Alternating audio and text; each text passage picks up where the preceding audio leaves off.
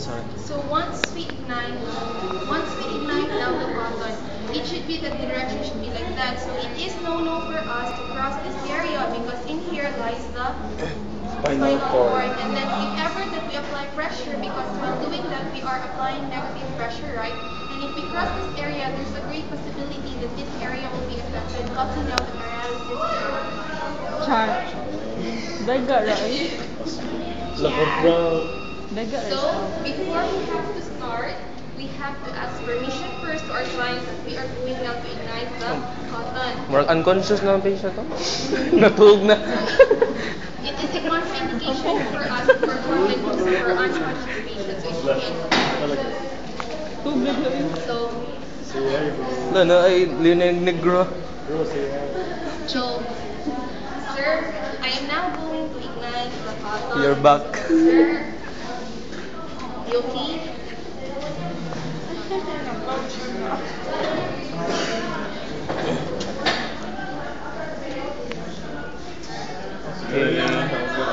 Okay, Fire Prevention Month.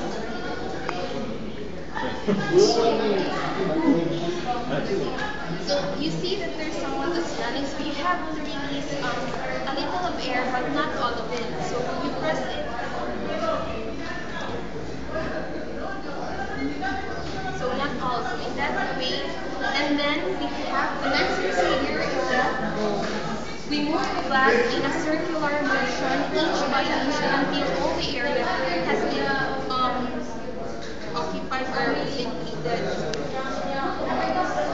And every now and then we have to assess our client. If the client is feeling like somebody is painful, so we have to stop it immediately or immediately. Sir, are you okay? Is it okay for you to continue? Is it painful? You have also to assess the face of the patient.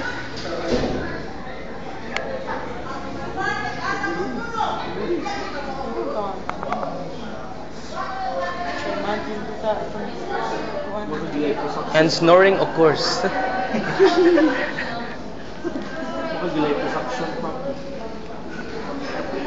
Yo. Tagip-tip.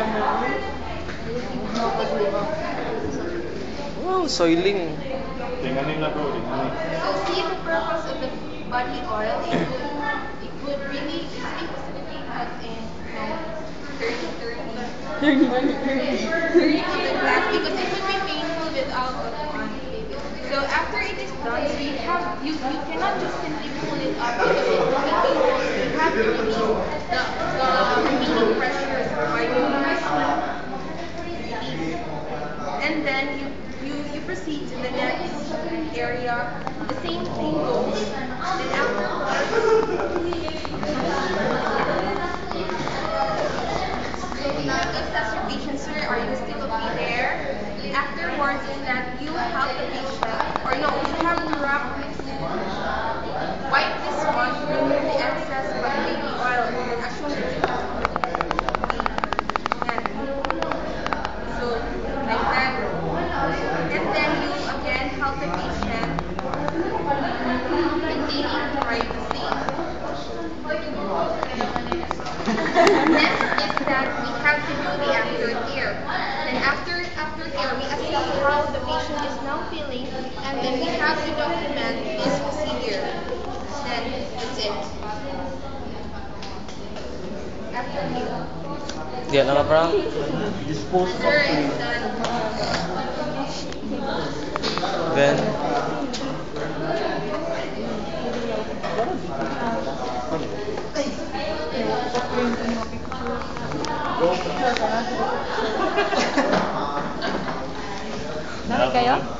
Lamig kayo?